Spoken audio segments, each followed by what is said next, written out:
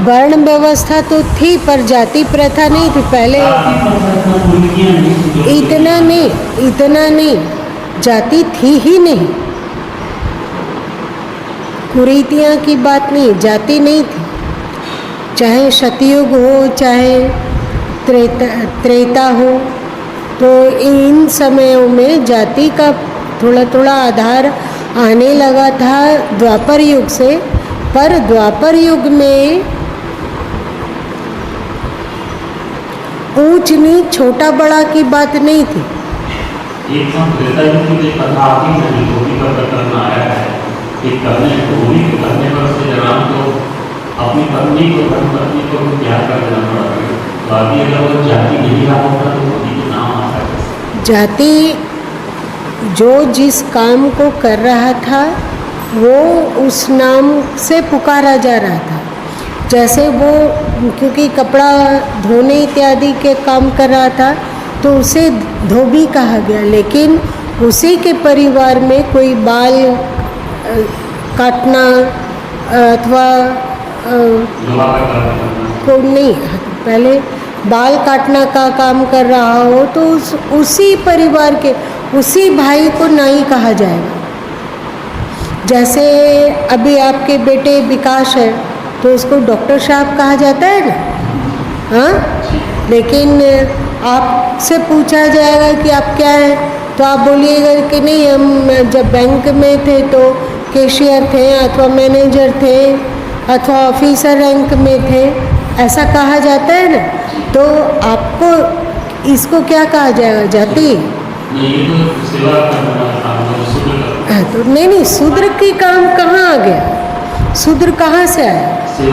कोई बात नहीं, आपके काम के अनुसार आपको नाम से पुकारा जा रहा है। जैसे अब मान लीजिए कि यहाँ पे बहुत सारे लोग हैं जो शिक्षक भी हैं, तो उनको कहा जाता है ये कौन है, तो ये एक शिक्षक है अथवा ये प्रोफेसर है अथवा ये प्रिंसिपल है। और साथ साथ में फिर उनके जो बच्चे हैं वे यदि मेडिकल करके डॉक्टर बन गए हैं तो उनके बेटे को ये नहीं कहा जाएगा कि ये शिक्षक है, उसको कहा जाएगा कि ये डॉक्टर है ना। तो काम के अनुसार एक नाम था पर इसको जाति नहीं कहा जाएगा, क्योंकि यदि जाति की बात होगी तो फिर धोबी का सारा बच्चा धोबी है ना। आपके जितने बच्चे सब एक जाति के, किसी और के माता पिता के जितने बच्चे वो उस जाति के। पर ये उस समय जाति नहीं थी, काम के अनुरूप उसका एक पुकारू नाम था। वर्ण था, वर्ण तो क्योंकि वेदों में मिल रहा है तो वर्ण था।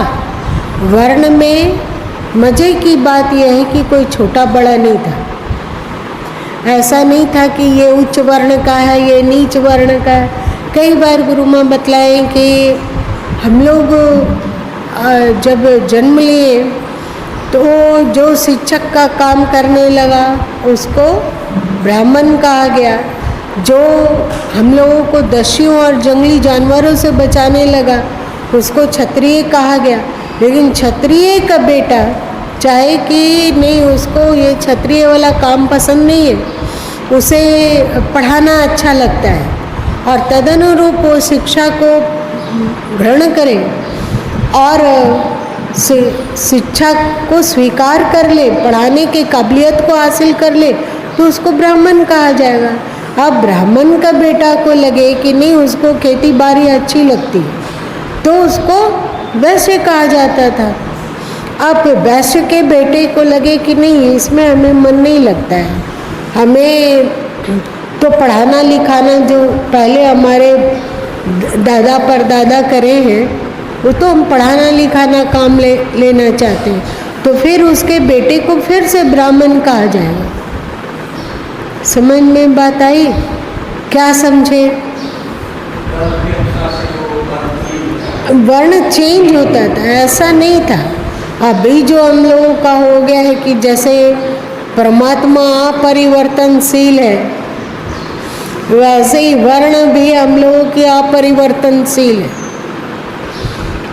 कोई ब्राह्मण का पुत्र यदि लोहा लकड़ का काम कर रहा है तो भी उसको ब्राह्मण ही कहा जाएगा। ये गड़बड़ी थी। आज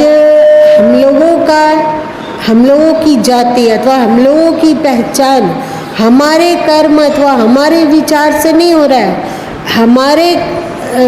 हमारी पहचान हमारे पूर्वजों के अनुरूप हो रहा है। एक आप लोग को नहीं लगता है बेवकूफ़ी जैसा? पूर्वज कब का जा चुके हैं, तो उनके पहचान के अनुसार हमारी पहचान कहाँ से? हमारी पहचान होगी हमारे कर्म से, हमारे विचार से, हमारे स्वभाव से, हमारे संस्कार से। तो ये परिवर्तनशील होने के कारण ऊंच नीच का तो कोई प्रश्न ही नहीं उठता था। सही बात समझ में आई कि कोई ऊंच है और कोई नीच है, अथवा जो शिक्षा देने का काम कर रहा है वो ऊंची जाति का है और जो शिल्प और कारीगरी का काम कर रहा है वो नीची जाति का है। ऐसा तो कोई प्रश्न ही नहीं था पहले।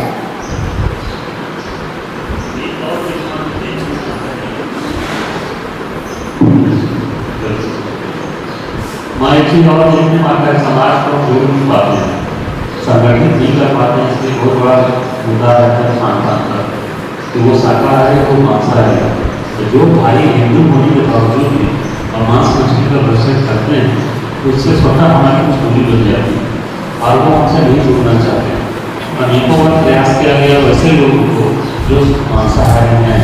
अनेकों लोग ऐसा है कि जो अनेकों लोग मांसाहारी हैं तो इसी समाज में अनेकों लोग शाकाहारी भी होंगे, हमें वहाँ पहुँच सकते हैं। और दूसरी बात, जो मांसाहार को ही समझ रहे हैं कि एकदम सही है तो भी उन लोगों को आश्रम से ना जुड़े, सत्संग से तो जुड़ सकते हैं। और यदि उन्हें आप सत्संग से जोड़ पाते हैं तो धीरे धीरे धीरे धीरे करके कब वे सही जगह पे आ जाएंगे हम लोगों को पता भी नहीं चलेगा, है ना?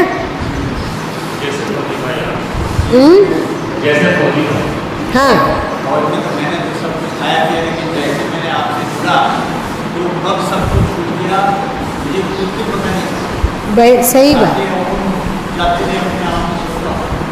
तो इसीलिए वे आश्रम से ना जुड़े, मतलब आपके सिद्धांतों से ना जुड़े, पर सत्संग से मजे से जुड़ सकते हैं। खाने पीने दीजिए उसको, उसकी ज़िंदगी है। जिस दिन उनका बौद्धिक विकास होगा वे स्वयं इसे ऐसा हमें नहीं करना है, हमें नहीं खाना है, ऐसा होता है तो उसे आप सत्संग से जोड़ने की बात कहिए। ठीक है। और आदेश की और किस विषय पर फोकस किया जाए? फोकस कार्यक्रम में ये मुद्दा जो भी आया है इससे आगे और बहुत जरूरी है जो मानव है इसके मानव अच्छा सब रहना सहना दिखने से बाहर बाहर ठीक होता है अंदर में, लेकिन हमारी प्रवृत्ति वास्तविक ये अधिकांश लोगों में है कि हम जितना साफ सुथरा दिखते हैं बाहर से अंदर से उतना नहीं। इसके लिए बगैर सत्संग में आए हुए बगैर शत्रु का वचन को सुने हुए नहीं हो सकता। तो कभी अगर मौका ऐसा लगा कि व्यास कार्य से भगवान का प्रवचन हो इस पर बहुत ज़्यादा इस पर पहले कि हम अगर अपने पास को अगर हटा सकें। याद है एक बार गुरु माँ ने उपदेश किया था मानव कौन, जिसमें वेद का मंत्र लिया था कि वो मनुष्य के रूप में गरुड़ है, वो मनुष्य के रूप में कुत्ते हैं। याद आई? ये मनुष्य के रूप में गिद्ध है। वेद का एक मंत्र किसी पुस्तक में भी होगा क्या? नाट्य मंचन नहीं, गुरु माँ के पुस्तक में भी आया है। इस पर गुरु माँ ने उपदेश भी किया है। खैर ये अलग बात है। यदि उसके भीतर मनुष्यता नहीं है असुरता भी है तो भी उसे सत्संग में आना चाहिए। और कैसे धीरे धीरे धीरे करके मन बदल जाता है और व्यक्ति सचमुच में मानव बन जाता है, चाहे सचमुच में देवता बन जाता है, इसका उसे पता भी नहीं चलता और वो परिवर्तित हो जाता है ना। तो कोई भी संत कुछ बड़ी बड़ी बातें चाहे कितना भी बोल दे, लेकिन यदि कोई उसको सुनता नहीं हो, यदि उसको पढ़ता नहीं हो, यदि उस पर अभिरुचि रखता नहीं हो, तो उसको नहीं बदला जा सकता। लोगों को सत्संग से जोड़ना चाहिए। सत्संग बहुत कीमती है।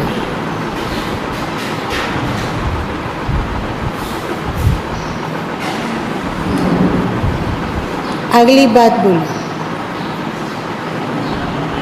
4-5 विचार आ रहा है।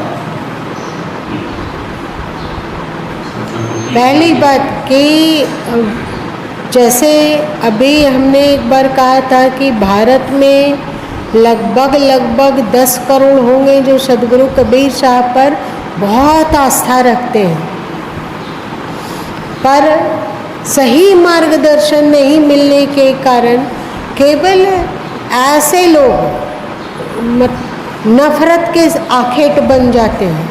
आखेट मतलब क्या होता है? शिकार बन जाते हैं, क्योंकि वे जानते हैं कि कबीर पंथ मतलब मंदिर का खंडन करना है। कबीर पंथ अथवा जो भी निराकारवादी संत हैं, जैसे सिख हो गए, चाहे कबीर पंथ हो गया, चाहे आर्य समाज हो गया,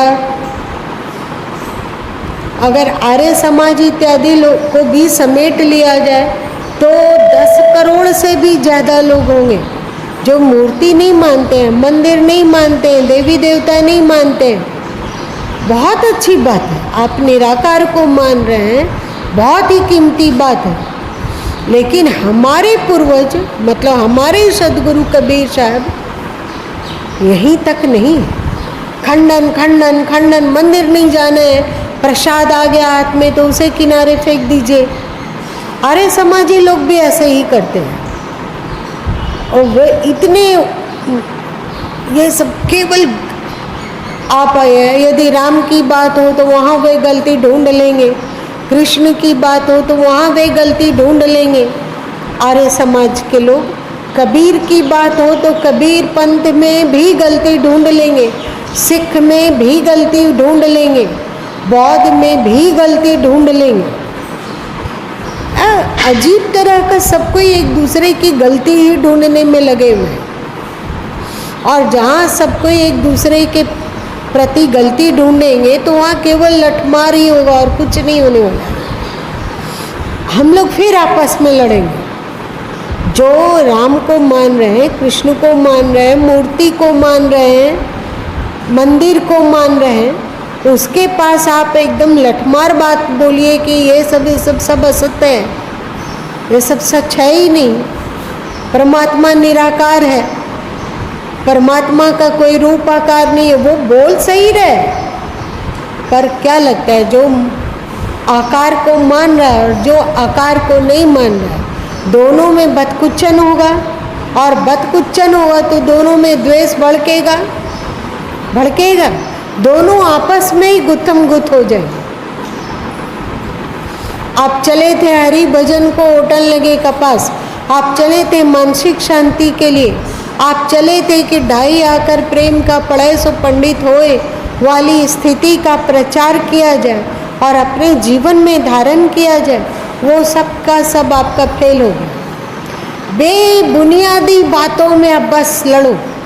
आप भी अपना गदा निकालो, वो भी निकालेगा, आप भी कड़वा कड़वा वचन बोलो, अगला भी कड़वा कड़वा वचन बोलेगा, बस ठन ठन ठन राम रावण का युद्ध शुरू हो गया। अथवा फिर राम रावण नहीं कहेंगे, हम लोग कह सकते हैं कि जैसे श्री कृष्ण के परिवार के लोग ही याद आई प्रभास क्षेत्र में वे आपस में ही लड़के एक दूसरे को मार डाले थे काश से। काश एक तरह का घास होता है, उसमें बहुत धारी रहता है, तो उस काश के एक दूसरे पर आक्रमण कर करके सब, तो वैसे ही जैसे श्री कृष्ण के वंशज आपस में लड़के मर गए, तो वैसे ही हम लोग भी हैं जो एक ही सनातन धर्म से जुड़े हुए हैं, वो लोग भी आपस में लड़ लड़ के मर रहे हैं। बड़ा बहुत ही पेनफुल बात है ना, बहुत पेनफुल है ये। जब तक व्यक्ति सदगुरु कबीर साहब के सिद्धांतों को भली भांति नहीं पढ़ेगा, नहीं देखेगा कि वे क्या उपदेश कर रहे हैं, क्या उपदेश कर रहे हैं, तब तक ऐसे ही सब एक दूसरे से नफरत करो। अभी हम लोगों को क्या सिखाया जा रहा है? एक दूसरे से नफरत करो, वो छोटा है हम बड़े हैं, हम, तो अगला कह रहा है कि तुम छोटे हो हम बड़े हैं, है ना, सब लड़ रहे हैं। राम भक्त कहता है कि हम बड़े हैं तुम लोग छोटे हो, कबीर पंथ कहेगा नहीं हम बड़े हैं तुम छोटे हो। और ऐसा जब लड़ा लड़ी होगा तो नफरत ही आएगा। अब कबीर साहब की बानी प्रकार है। अभी आप लोग पाठ कर रहे थे, क्या पाठ कर रहे थे? वो परमात्मा होगा। आप ऊपर से बात की नहीं अरुण जी, इसके पूरा रमैनी को पाठ बोलिए ना।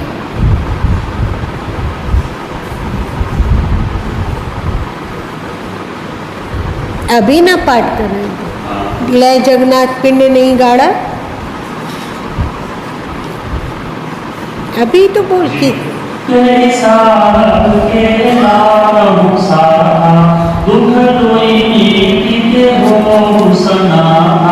दशरथ कुल नहीं आया, नहीं लंका के राव सताया, नहीं देवकी के गर्भ आया, नहीं यशोदे को खिलाया, विघ्नी रमन धमन नहीं करिया, पलटी पाल नहीं बलि छलिया, नहीं बलि राज सोमांडल रानी, नहीं हरना उस बदल पछानी, ग्राह रूप धरती नहीं धरिया, छत्री मारी छत्री नहीं करिया, नहीं गोवर्धन कर गई धरिया, नहीं बालन सगवन वन किरिया, गंडो की सारी गाम नहीं फूला, मच्छ गच्छ होए नहीं जल डोला, द्वारावती शरीर न छाड़ा, ले जगन्नाथ पिंड नहीं गाड़ा। कहे कबीर पुकार के वह बंधे बटी भूल, जेई आंखें अनुमान करी, सो धूल नहीं अस्तु। इसमें क्या संदेश देते हैं सदगुरु कबीर साहब? नहीं दशरथ को अवतार लेने वाले राम जी हो, दशरथ को नहीं होता, जन्म नहीं लिया। दूसरा फिर बोलते हैं देवकी के गर्भ में नहीं आया कृष्ण, भगवान श्री कृष्ण। कहने का तात्पर्य है कि जितने को हम अवतारी कहते हैं अथवा जो भी आकार है, सदगुरु कबीर साहब कहते हैं कि कोई आकार सत्य नहीं होता है, यही ना, कोई भी आकार सत्य नहीं होता है। इसको ऐसे करके लगाना।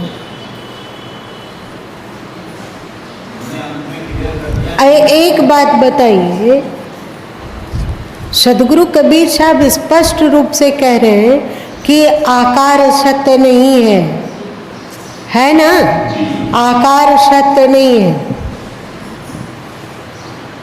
आप जब जन्म लिए तो आकार के रूप में एक माँ मिली। सदगुरु कबीर साहब कह रहे हैं आकार सत्य नहीं, सही? तो आपने क्या माँ का सत्कार किया? क्या आपने माँ का कहना माना?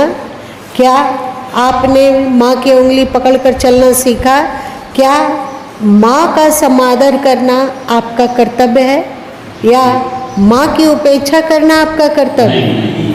माँ का आदर करना हमारा कर्तव्य। लेकिन वे तो आकार है और आकार नासवान है, ये बात एकदम सही है। देखिए आपकी माँ नहीं है आज,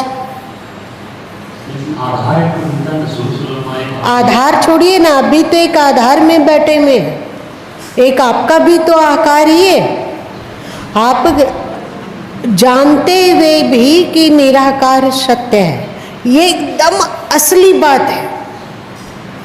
वेद में भी आता है कि उस परमात्मा का कोई आकार नहीं, जाके मुंह माथा नहीं, ना ही रूप अरूप। और उपनिषद भी कहते हैं कि उस परमात्मा का कोई नाड़ी नहीं है, कोई रक्त संचालन नहीं है, उसका कोई आकार नहीं है, कोई चेहरा नहीं है, कोई मन नहीं है, कुछ ये सब बोलता उपनिषद भी और वेद भी। जितने भी आकार है वो शाश्वत नहीं है, ये एकदम 100% टंच बात है, मतलब सत्य है, इसमें कोई मिलावट नहीं है। तो वो कौन हमारी जाए? अभी ठहरिए। निराकार सत्य है, ये एकदम शाश्वत सत्य है, यही असली बात है। लेकिन निराकार को जानते हुए भी, निराकार को समझते हुए भी हम लोग का कर्तव्य है कि नहीं कि अपने माँ बाप का सम्मान करें? करना चाहिए या नहीं? कोई भी धर्म वेता है, चाहे वो निराकार पंथ वाला ही क्यों ना हो, जो वेद को मानता हो, जो आर्य समाज हो, चाहे जो कबीर पंथी है, चाहे जो सिख है, कोई भी निराकारवादी है, उसे अपने माँ बाप का सम्मान करना चाहिए कि नहीं? कि हमेशा डंडा लेकर माँ बाप के पीछे कि ये असत्य है, ये असत्य है, ये असत्य है, उसका खंडन करो। अरे माँ बाप क्या होता है? वो सब थोड़ी है, मरने वाले हैं वे लोग, वे मर गए जाएंगे, तो उसकी पूजा क्या करना, उसका आदेश क्या मानना, उसका सम्मान क्या करना, ऐसा सिखलाया जाता है क्या? आप लोग का विवाह हुआ, माँ बाप के बाद आ जाइए टीचर पर, पहले टीचर ही पर ही आइए, उसका आकार है कि वो निराकार है? तो आप आकार के पास क्यों जा रहे हो? पढ़ने के लिए? ये बात सत्य है कि आकार नाशवान है, लेकिन आप साकार टीचर से पढ़ते हो या नहीं? साकार टीचर का सम्मान करते हो या नहीं? क्या बिना साकार टीचर का सम्मान किए आप पढ़ाई पढ़ लोगे? ठीक से देखिए, नहीं पढ़ सकते। जानते हुए भी कि साकार के रूप में टीचर आए हुए हैं, ये नासवान है, ये सत्य नहीं है, फिर भी आपको टीचर के आकार का सम्मान करना कर्तव्य है? आप आ जाइए विवाह पर, आकार से विवाह हो रहा था कि निराकार से? आप एक दूसरे का सम्मान करते हो कि हमेशा लड़ने के लिए तैयार? पत्नी बोल रही है कि पति क्या है, वो तो नासवान है, वो तो मरण धर्म है, वो तो जन्मने और मरने वाला है, मारो इसको। गदा लेकर पति इसको मार रही है और पति सोचता है कि ये तो आकार है, आकार है, नासवान है, क्षणभंगुर है, मारो उसको। ऐसा होता है क्या? तो ये इस बात को जानते हुए भी कि आकार नाशवान है, यहाँ कोई किसी का नहीं, सच्ची बात है ये, है कि नहीं? आप लोग का जो बच्चा आया होगा, जन्म लिया होगा बच्चा, तो वो निराकार था कि साकार था? तो आप उसको काहे गोद में लिए, क्यों उसे प्यार किए? ये जन्मने वाला है, ये मरने वाला है, ये सत्य नहीं है, तो जन्म लेते उसको कूड़ा ढेर में आप लोग फेंक देते। ऐसा किया है? कौन कौन किया? कौन कौन बताओ, कौन कौन निराकारवादी है बढ़िया से एकदम डटक कर, जो कबीरपंथी हो अथवा आर्य समाजी है, चाहे जो सिख धर्म को मानने वाला, कौन कौन ऐसा है? एक भी बताओ। इसका मतलब क्या हुआ? इसका मतलब क्या हुआ? अब आप ही बताइए, आपके माँ बाबू जी नहीं रहे क्या अरुण जी? नहीं रहे, उनका फोटो फाटा तो होगा ना, आप अपने घर में रखें। चले गए वे? चले गए। अब आपका कोई मित्र आपसे मिलने आता हो और चारों ओर आपके कमरे को देखता हो, आप अपने माँ बाप का फोटो लगा के रखें, उसको निकालता हो, क्या आप भी पढ़े लिखे होकर, सत्संगी होकर असत्य में उलझ रहे हैं, उसको निकाले और अपना बूट से, अपने जूता से मार मार कर उसे तोड़ने लग जाए, आपको कैसा लगेगा? काहे दुख लगेगा? वो सच थोड़ी है, वो बोलता थोड़ी है।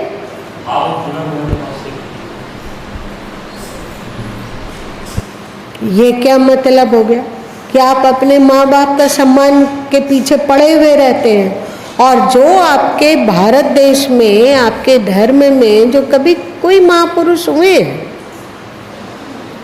उसे नफरत करते जा रहे हैं।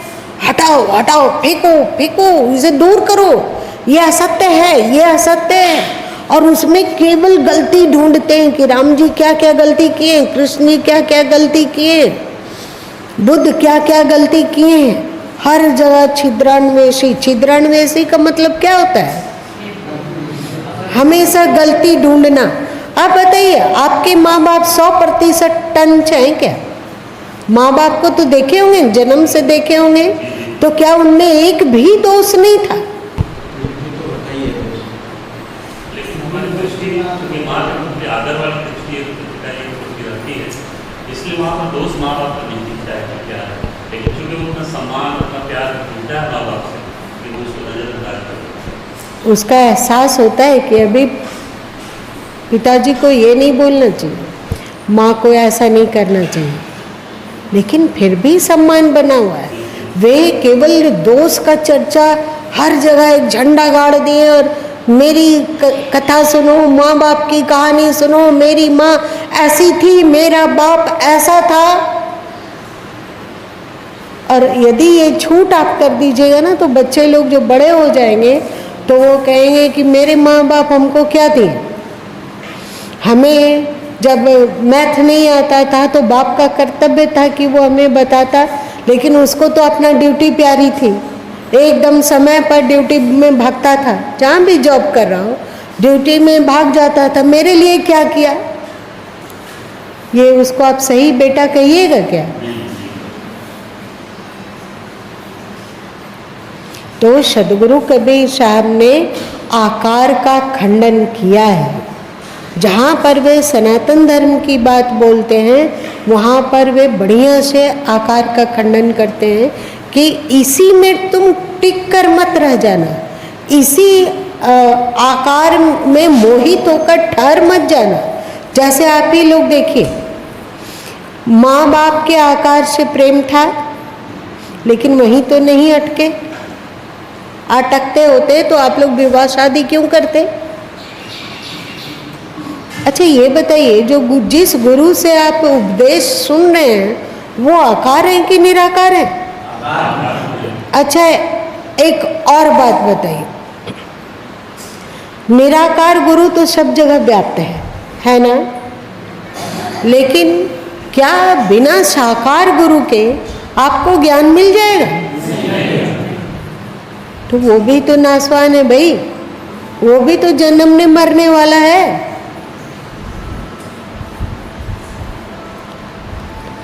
एक बात, सदगुरु कबीर साहब का नाम ले लेकर लोग नफरत भड़काते हैं। आ जाइए आप हिंडोला में, बीजक खोलिए, अपना बीजक खोलिए। बीजक के अंतर्गत एक है हिंडोला, हिंडोला 2, जल्दी निकालो भाई।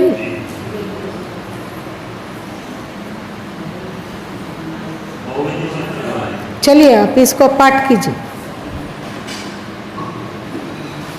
बहुविध चित्र बनाए हरिराज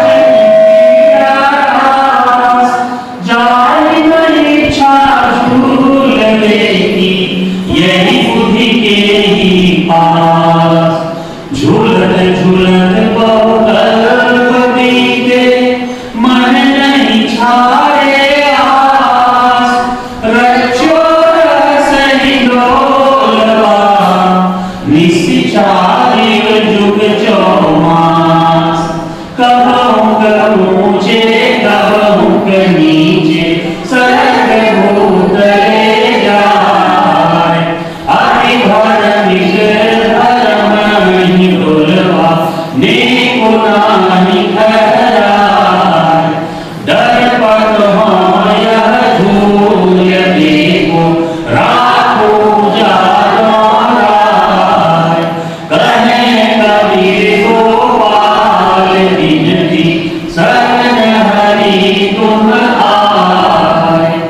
बस अब बताइए सदगुरु कबीर साहब यहाँ क्या बोल रहे हैं। ऊपर में तो झूलना मतलब जन्मना मरना, जन्मना मरना की चर्चा है, पर नीचे में कहते हैं डरपत हो या झूलवे को, मैं इस आवागमन से, जन्म मृत्यु से, अज्ञान से, बार बार धरती में धकेले जाने से, फिर बार बार पढ़ना लिखना, बार बार माँ बाप, बार बार पति पत्नी, बार बार बच्चा, बार बार उसका पालन पोषण, उसके प्रति कर्तव्य, उसके प्रति कर्तव्य, फिर एक दिन आँख बंद हो गया और फिर से चले गए अंतरिक्ष में और अपने कर्म के अनुसार फिर से एक शरीर मिल गया। वही खेला, फिर से वही शुरू, फिर से पढ़ो लिखो, फिर से माँ बोलना सीखो, फिर से पापा बोलना सीखो, फिर से एक दूसरे को पहचानना सीखो, फिर से वही कहानी दोहराया, फिर मर गए, फिर से जन्म मिला। तो सदगुरु कबीर साहब कहते हैं डरपत हूँ या झूलवे को, मैं इस आवागमन के हिंडोले में, हिंडोला किसको कहते हैं? आप उसे तारा माची कह सकते हैं, तारा माची। कबूक ऊंचे कबूक नीचे, स्वर्ग भूतले जाए। कभी ऊंची योनि में, कभी नीची योनि में, कभी किसी और लोक में, अभी जन्म लिया, अभी माँ बाप बन गए, फिर मर गए, बन गए छोटे बच्चे, फिर किशोर हुए, फिर युवा हुए, फिर विवाह हुआ, फिर प्रौढ़ हुए, फिर वृद्ध हुए, फिर मर गए, फिर से वही बच्चा बन के जन्म लो। तो सदगुरु कबीर साहब कहते हैं कि मैं इस आवागमन से बहुत डरता हूँ। जन्मना और मरना की जो श्रृंखला लगी हुई है, इससे मुझे बहुत डर लगता है।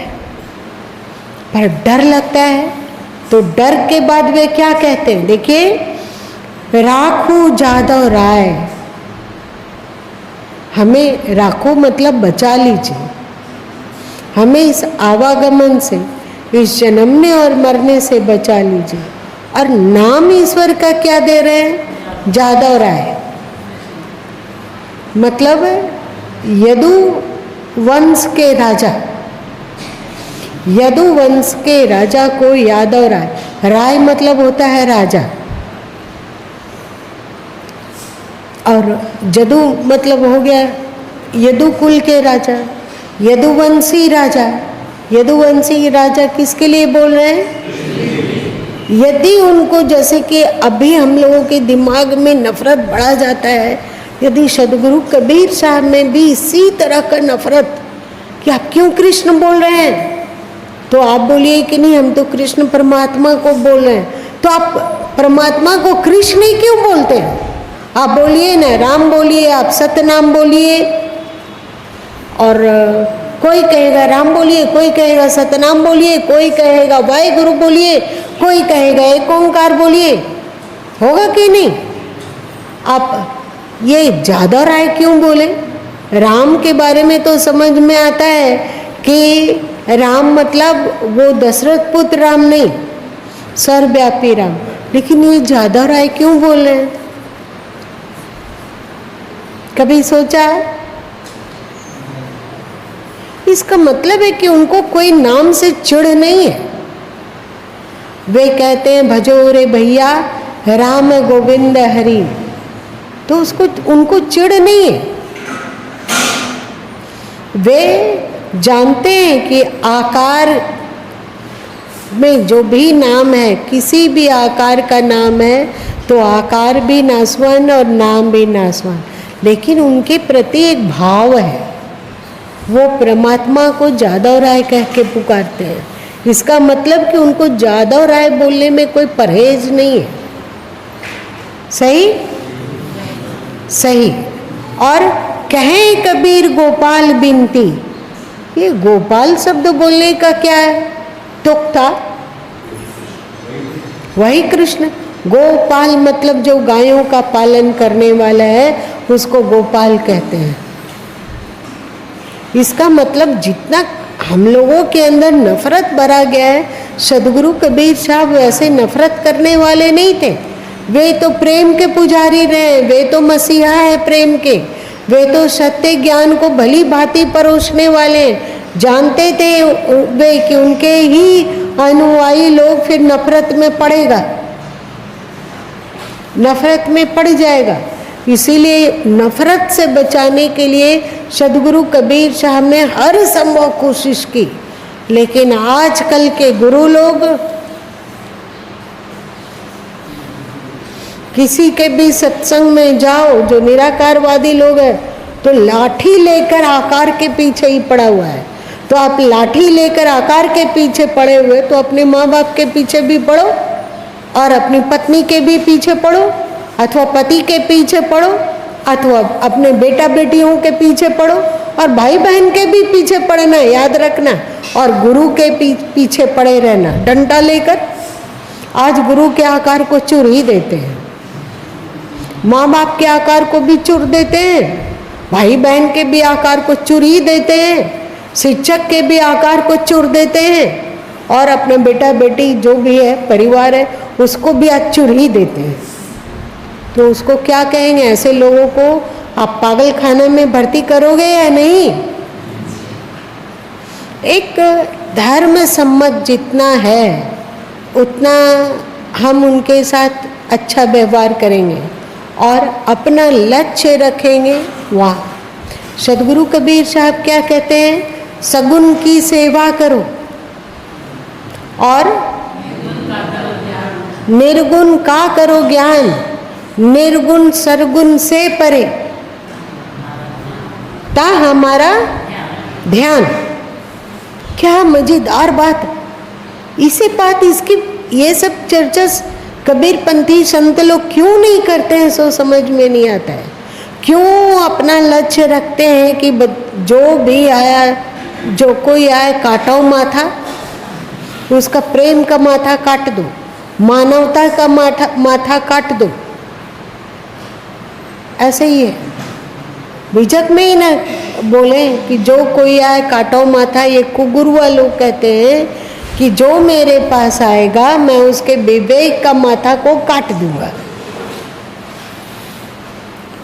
और सदगुरु कबीर साहब वे तो परम अवतारी हैं। वे ठीक से कबीर साहब में डुबकी लगाने पर लगता है कि साक्षात परमात्मा ही कबीर रूप में धरती पर अवतरित हुए।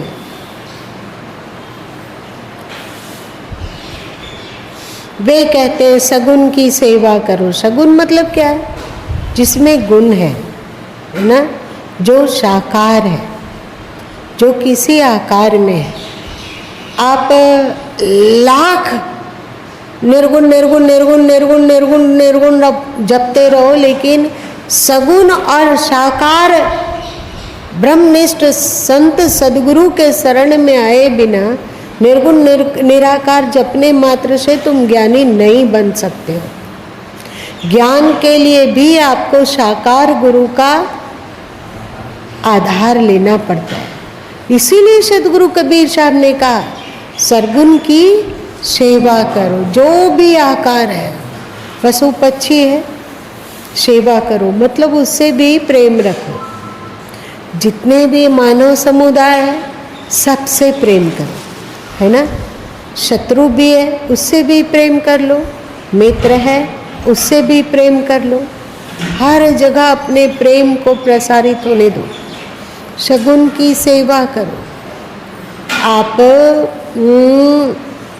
अभी कौन सा फल का सीजन है? आम। आप लोग को अच्छा लगता है क्या?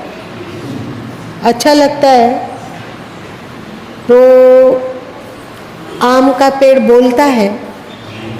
नहीं बोलता है, नहीं बोलता है। तो आपकी बात को सुनता है? आप वो आम का पेड़ आकार का है, आकार है, वो बोलता तो नहीं है, फिर भी आप अपने आम का पेड़ से प्यार करते हो क्या? क्या अभी पौधा में आम का सीजन आने वाला है तो उसका कोड़ाई करो, उसका जो अंदर है सब हटा दो, उसमें खाद दो, उसका पानी दो, उसका भली भांति देख रेख करो, उसमें यदि कीड़ा मकोड़ा लग रहा है तो स्प्रे मारो, फल झड़ रहा है तो एक अलग तरीके का स्प्रे ट्रीटमेंट करो, एकदम चौकन्ना रहते हो। काहे करते हो? वो भी तो आकार ही है और वो बोलता भी नहीं है। तो आप नफरत जल जल जल जल क्यों नहीं करते हो आम के पेड़ से? सब्जी वगैरह तो आप लोग खाते होंगे ना, क्यों? वो बोलता है कि सब्जी का पेड़ आप उससे प्रेम करते हैं? जो जिस चीज़ का मौसम है उस पेड़ से आप सब्जी का पौधा लगाते हैं, आकार उपजता है, जानते हुए भी कि ये नासवान है, ये बोलता नहीं है, फिर भी आप उसे प्रेम करते हैं कि नहीं? आपका संदेश सदगुरु कबीर साहब का है कि अपने दिल दिमाग को प्रेमवान बनाओ, तो उन्होंने कहा सगुन की सेवा करो। जो भी आकार है, चाहे पशु हो, पक्षी हो, कीड़े मकोड़े हो या पेड़ पौधे हो अथवा कोई भी आकार है, उसकी आप यथोचित सेवा करो, उसके प्रति नफरत मत भरो, है कि नहीं? और निर्गुण का करो ज्ञान। सगुण मतलब सगुण और साकार की सेवा करो, लेकिन तुम्हारे ज्ञान में रहना चाहिए कि इन सबसे परे निर्गुण निराकार होता है, जो निर्गुण निराकार ही सत्य है, निर्गुण निराकार का ही ये सबका सब फैलावा है, इसका ज्ञान अनिवार्य है। ऐसा ना हो कि सगुण साकार में आप मुग्ध होकर वहीं ठहर जाओ। सही? सदगुरु कबीर साहब के सिद्धांत की बात समझ में आ रही है ना? और फिर अंत में कहते हैं कि निर्गुण सरगुण से परे, साकार निराकार गुण निर्गुण इत्यादि से परे कोई एक सत्ता है, एक अस्तित्व है। निर्गुण सरगुण से परे तहाँ हमारा ध्यान, हमारा लक्ष्य वो है। सरगुण की सेवा की जा रही है और निर्गुण का ज्ञान प्राप्त किया जा रहा है, लेकिन हमारा ध्यान, हमारा लक्ष्य क्या है कि सरगुण की सेवा करते हुए भी, सरगुण में यथोचित व्यवहार करते हुए भी हमें निर्गुण का ज्ञान प्राप्त किया, अपने आत्म तत्व का ज्ञान प्राप्त किया। सगुण है शरीर सबका, निर्गुण है हम लोगों के भीतर की आत्मा, और निर्गुण सरगुण से परे है वो परम अस्तित्व जो सर्वव्यापी है, जो यूनिवर्स है, जो संसार मतलब आकार और निराकार आत्म तत्व से भी जो परे है, जो इन सब का संचालक है, जो इन सब का स्वामी है, वहाँ पर अपना लक्ष्य रखो, है ना? कितनी अच्छी बात बोली। एक साखी में उन्होंने सब कुछ कह दिया। सगुण की सेवा करो। अरे भाई दुनिया है ये 3 गुणों से बना हुआ है, ऐसा एक भी इंसान धरती पर नहीं होगा जिसमें तीनों गुण ना हो। यदि आप में तमोगुण का उचित मात्रा में संयोजन ना हो तो आप सोएंगे कैसे? तो दिन भर काम करते रहेंगे, नींद में नहीं जाएंगे, तो आप पगला जाएंगे कि स्वस्थ रहेंगे? तमोगुण भी है। हमें क्या करना है, सबका एक सीमा है। यदि आप ज़्यादा सोते हो तो भी गए काम से, यदि आप बिल्कुल नहीं सोते हो तो भी काम से गए, है ना? तो उसी तरह दुनिया में जितने लोग हैं सब में गुण और कोई दोष रहता है। किसी किसी में गुण 99% है और दोष 1% है। किसी किसी में दोष 99% है और गुण 1% है। तो सदगुरु कबीर साहब कहते हैं, बुरा जो देखन में चला बुरा न मिलिया कोई। क्या समझे इसके बारे में? और तुम दोष दृष्टि मत रखो, वरना तेरा ही मन गंदा होते रहेगा, यही ना? दोष दृष्टि मत रखो। बुरा जो देखन में चला बुरा न मिलिया कोई। और हम लोग क्या करते हैं? हम लोग बिल्कुल गिद्ध की तरह है। गिद्ध क्या होता है? उड़ता है। कहा जाता है कि वो 700 किलोमीटर ऊंचाई तक पहुंच सकता है, गिद्ध उड़ते उड़ते, और उसकी आंखें बहुत तीक्ष्ण होती है।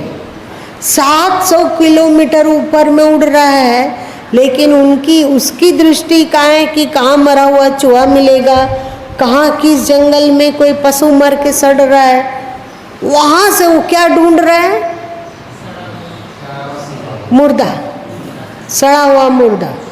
तो हम लोग को गिद्ध बनना है क्या?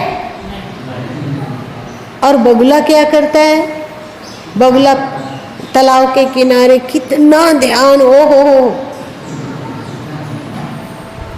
एक टांग पर एकदम आंख मूंदे हुए, बिल्कुल लगता है कि ध्यानस्थ आंखें। वो ध्यानस्थ आंखें क्या चीज को खोज रही है? मछली को। तो क्या वैसे बनोगे क्या? इसीलिए सदगुरु कबीर साहब कहें कि बुरा मत देखो, गुण देखो, लेकिन सावधानी पूर्वक। ऐसा ना हो कि बुरा कोई इंसान है, उसमें आप इतने अधिक मोहांध हो गए, प्रेम से पगला गए, राग से ग्रसित हो गए। सदगुरु आपका सनातन धर्म कहता है ना कि राग द्वेष से ऊपर उठो। राग भी नहीं और द्वेष भी।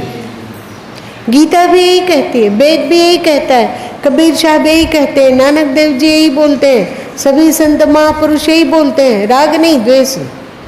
हम लोग राग को तो छोड़ते हैं पर द्वेष को नहीं छोड़ते हैं। आप राम के प्रति राग को छोड़ दिया, ठीक है, दशरथ नंदन राम के प्रति राग नहीं रहा, तो अब क्या रहेगा? द्वेष पालने लगेंगे। कृष्ण के राग को छोड़ दिया, पर उसे क्या, अभी भी उसी में बंधे हुए हैं।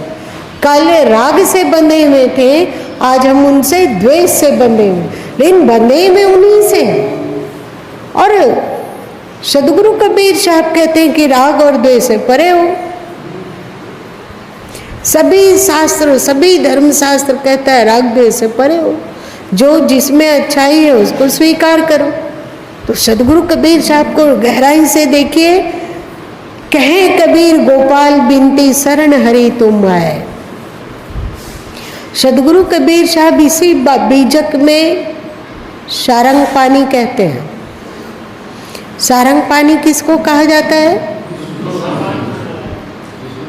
दो बातें हैं, दो इसका अर्थ निकाला जाता है। सारंग पानी, पानी मतलब हाथ, और सारंग मतलब होता है धनुष। हे धनुष लिए, हे हाथों में धनुष लिए हुए। अब बताइए हाथों में धनुष लेकर कौन है? इसका मतलब कि हम लोग जितना पगलाते हैं ना, जल जल जल जल जल जलते रहते हैं कि दशरथ पुत्र राम, नो नो हटाओ इसे। सदगुरु कबीर साहब कहाँ जल रहे हैं? अगर जलते तो क्या जरूरत है उनको सारंग पानी बोलने का? कोई भगवान का दूसरा नाम नहीं ले सकते थे? अब देख लो ना, बीजक को ही पढ़कर देख लो। खैर, ये सब कथा क्यों चल रही है भाई? ये सब कथा, ये जो आपने अभी पढ़ा, तो यहाँ पर उन्होंने आपको आकार की आसक्ति से ऊपर उठाकर आत्म तत्व, आज सुबह सुबह जब गुरु माँ मतलब जागे, तो सबसे पहले दिमाग में आया कि सदगुरु साहब कहते हैं एक साखी में कि आकार राम दशरथगढ़ डोले, निराकार राम घट बोले, और बिंदु राम का सकल पसारा, अलख राम सभिन ते न्यारा। इसकी बात आई। ये नहीं, कबीर साहब की साखी में आप लोग पाठ किए होंगे, बिंदु राम का सकल पसारा। खैर समय नहीं है इसीलिए इसको आज बोल नहीं पा रहे हैं, ऑलरेडी 15 मिनट लेट हो चुके हैं। ये बात बताइए कि सदगुरु कबीर साहब ने 4 राम बतलाया। एक राम दशरथ घट डोले, एक राम घट में बोले। ये बात बताइए कि एक राम घट में बोले, सदगुरु कबीर साहब का कहना है दशरथ राम से परे है आत्मा राम, और आत्मा राम से परे है बिंदु राम, और बिंदु राम से परे है अलख राम। तो क्या आप आत्मा राम से सदगुरु कबीर साहब नफरत करना सिखा रहे हैं? क्या सृजनहार बिंदु राम से वे नफरत करना सिखा रहे हैं? वे एक सीढ़ी बताए, और वे कहते हैं कि आकार राम दशरथ गढ़ डोले। जब वे घट बोले, आत्मा राम से नफरत नहीं सिखा रहे हैं, सर्वव्यापी सत्ता मतलब सृष्टिकर्ता ईश्वर से नफरत नहीं सिखा रहे हैं, और इनसे परे राम की बात भी कर रहे हैं, तो वो दशरथ आकार राम दशरथगढ़ डोले को से कैसे नफरत सिखा रहे हैं? आप कहते हो कि सदगुरु कबीर साहब ने 4 राम की चर्चा की, तो ये बताइए वे बोलना चाह रहे हैं कि अलख राम जो सबसे परे है वही शाश्वत सत्य है। एकदम सही है, सदगुरु कबीर साहब बिल्कुल सही कह रहे हैं, पर इसको आपको जाना कहाँ से होगा? तो आकार राम दशरथगढ़ डोले। आकार राम जो दशरथगढ़ डोलने वाले हैं, उनका मर्यादा, वे कृष्ण का भी नाम ले सकते थे, देखिए याद रखिए, है ना, पर उन्होंने कृष्ण का नाम नहीं लिया। क्यों नहीं लिया? क्योंकि श्री राम का जो बाह्य जीवनचर्या है, जो उनका कर्म है, जो उनका सोच है, वो कृष्ण से बहुत ज़्यादा परफेक्ट है एक साधक के लिए। तो उन्होंने कहा कि आकार में आप दशरथ नंदन श्री राम के गुणों को भली भांति देखो और उनके गुणों को अपने जीवन में उतारो। ऐसा होने पर आप एक राम घट में डोले से परिचित हो जाओगे। जब तक आपका आचरण ठीक नहीं होगा, जब तक आपका वचन ठीक नहीं होगा, जब तक आपका विचार ठीक नहीं होगा, तब तक आप आत्मा राम को जान सकते हैं क्या? तो सदगुरु कबीर साहब ने इस साखी के अंतर्गत कहा कि अपने आचार विचार को दशरथ नंदन राम की तरह परफेक्ट बनाओ। ऐसा करने से आप घट व्यापी आत्मा राम से परिचित हो जाओगे और आत्मा राम को भली भांति जान लोगे, आत्म साक्षात्कार से गुजरोगे, तो जो ईश्वर सृष्टि करता है, पालन करता है, संहार करता है, उसकी भी समझ आने लग जाएगी। और जब ईश्वर की समझ भली भांति आने लगेगी, तो इससे परे जो शाश्वत राम है, जो अक्रिय है, जो अचल है, जो मात्र सत्ता है ना, उस राम तक भी पहुंच जाओगे। मतलब परम मोक्ष, को उपलब्ध हो जाओगे। पर बताइए कि कितने कबीरपंथी इस बात को ऐसा बोलेंगे?